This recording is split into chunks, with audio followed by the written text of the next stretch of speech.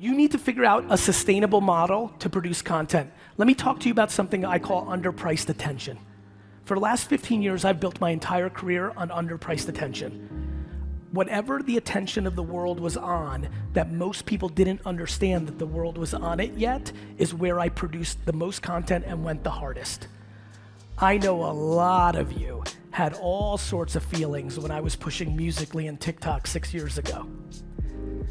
That was gonna be the one that I was gonna be wrong about. What you have to pay attention to is where are people actually consuming, and don't make up excuses like, well, Gary, my customers aren't on TikTok. Because that's what you all did 24 months ago, and now all your customers are on TikTok, right? So what we need to talk about is underpriced attention. Why was I doing email in 1997 for my dad's wine shop? Because I had 93% open rates. That's a long time ago. That newsletter now gets 18% open rates. Why was I doing Facebook fan pages like Ham in 2012 and 13? For the people that were doing it here, you know why. And then Instagram, and then this. So it's always moving. Let me give you, straight from the horse's mouth, where the underpriced attention sits right now. Number one, this is wild, Facebook fan pages. Let me throw a bomb at you. For 3 years, I didn't even think about Facebook. Between big corporations that VaynerMedia works with canceling Facebook because of the politics and the Trump stuff and the Democrat stuff and all the politics, you have big companies like, I don't know if this is exactly true, but companies like BMW and Coca-Cola and all these that used to pour 50 million in have gone to zero. Then, for some of you that definitely are in the trenches with DTC and retargeting, iOS 14.5 fucked up people that really know how to do math, right? So that took away another $1 gajillion of DTC brands that you would go to their website, you wouldn't fill out the shopping cart. You know this, you saw it, they followed you everywhere. You didn't buy the sneakers, you saw the sneaker ad 800 times until you just fucking gave up and bought the sneakers because you didn't want to see the fucking ad anymore. So that money's gone. All of this, I love when everyone's like, Gary, the algorithm fucked me. The algorithm did not fuck you, Sarah. You're just not interesting as you were 6 months ago, or aren't changing, or your audience is changing, or somebody else took. The algorithm is unemotional and just wants money, and just wants attention. Nobody's shadow banned here, you just suck now. So what happens is it's all supply and demand. How many people post organically? How many people run ads? How many people are on the other side consuming? Facebook, as I'm sure we all know, is not in the consuming place it was in 2015 because Instagram and TikTok and other things have taken away. What just happened though is the stuff that's coming in on the supply has gone down so much on the ad side that the organic Facebook fan page content is exploding. I couldn't give a bigger piece of advice than telling all of you, especially some of the young dogs in here who never even did Facebook. They started with Instagram, to get very serious about Facebook fan pages. And for this industry, the age demo that's on there, it's really important. I would get your Facebook fan page game up, number one. Number two, YouTube Shorts. I don't know if this has hit your radar yet. How many people here, and don't lie, because I'll look it up and then call you out and destroy your brand. Raise your hand if you're actively making content for YouTube Shorts. Raise your hand. Very solid. But this is great. Look what just happened. A, that's solid. Great stuff. Like this is fairly early, last 6 months, 9 months. But look, this is a pretty legit crowd. We got some hands up, but 95%, 98% did not. Huge opportunity. YouTube Shorts is TikTok, except it's YouTube, which means it's searchable. YouTube, if you don't know, is the second biggest search engine in the world.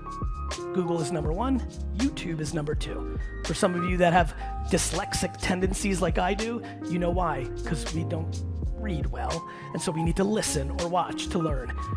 So if you make YouTube Shorts that are titled very smartly, that are localized to your business, or you could do some real damage, because unlike a YouTube video that if everybody here posted for the first time would get 7 views, like TikTok, your first YouTube Short might get 100,000 views. It is pure virality, it's huge, it's double huge. Like as much as the next thing that's gonna come out of my mouth is TikTok and I want you to do it, I know for a lot of you, YouTube's gonna work even better because of the search component that is not the same dynamic that happens in TikTok. So the fact that for me, if I have your job, and I know the mortgage, real estate, I know the room, the fact that I would spend my time on Facebook fan page first, YouTube short second, TikTok third, is a profound shift in a room full of people that have Instagram first. And I know that people are feeling their Instagram numbers stalling and declining because it's macro. It's declining because the supply and demand curve is off. The supply's high. The demand, everybody under 30 went to TikTok. That's the game forever. So, in very simplest terms, the number one thing I know that will work for this audience is having a foundation of two core things. Always following the underpriced attention, not the mature attention. And when I tell you everybody focuses on the mature attention, because it's easy, it's what you're stuck in, Instagram. That, along with what are we gonna do about a sustained content model? I think it's an interview show. I will always say this to this industry. In an industry that does their business locally, standing up an interview show that interviews people locally and then chopping that up will work. If you interview the principal of the high school and do the right titling on a YouTube short, do you know how many people decide where they want to buy a home based on the education framework? Enough. A lot.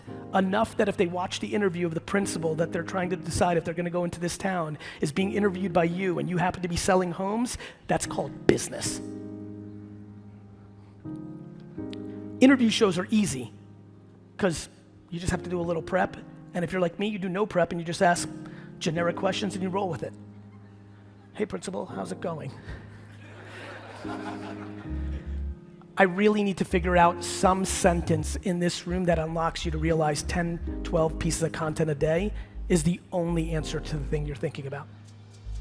That's it, it's where we're at. Attention and content and information is the only game. And other things have gotten mature. When I was doing SEO and SEM in 1999, that was underpriced attention. How many people here have been doing SEM for their business for over 15 years? Raise your hand, anybody? Right, just a couple. Some of you remember how good of a deal that was? The stuff that you used to pay 48 cents for is now $73. Supply and demand. I need you to understand supply and demand of attention, and I need you to understand that it's going to be content for a long time. We are within the half decade of people watching TikTok on television 24 hours a day. Social networks have won the next decade.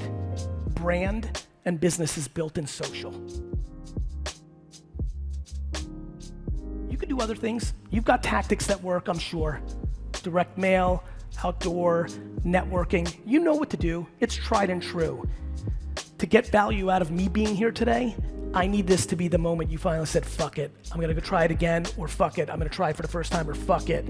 I'm gonna go 4x harder, because it's really this wild moment in time where all the attention's reshifting and the macro industry is going to decrease, which means the winners in this space are gonna win, and the winners, in my opinion, are gonna be the content producers, and you've gotta find your way. And it's tough because the platforms I'm telling you are video-based. You know, everybody loved Instagram because it was easy. I'm gonna take a photo, and it's gonna look real good after I filter the fuck out of myself. And then I'm gonna write a couple sentences and it's gonna be super cool. That is not the current marketplace. I know you want it to be, because that's a fuckload easier than what you need to do now. But whether it's a podcast, a local show, one-offs, you're gonna need to figure out what your pillar content is so that you then can cut up and produce. You're also more than welcome, if you love the game and you've got the time, to produce for it. But I know it's not gonna be sustainable for most of you, which is why I'm pushing this pillar. And I put this out a long time ago, and a lot of people built businesses in many different industries off of it. But I think if you Google, and maybe somebody here can confirm it right now, but if you put, Gary Vaynerchuk content model 84 pieces, I put that on a long time ago. It's obviously the macros, right? Some of the details obviously change, but it'll give you a sense of what I'm talking about of like, make a macro thing, post produce. Again, so many people here raise their hand following me. It's all I do. It's very obvious to you. You see what I do. I bring up stuff from 9 years ago and then clip me talking about something about like, you just have to put yourself in a position to actually do it. But I'm telling you, and I'll leave with this and we'll go into the chat, it's the answer to the quiz.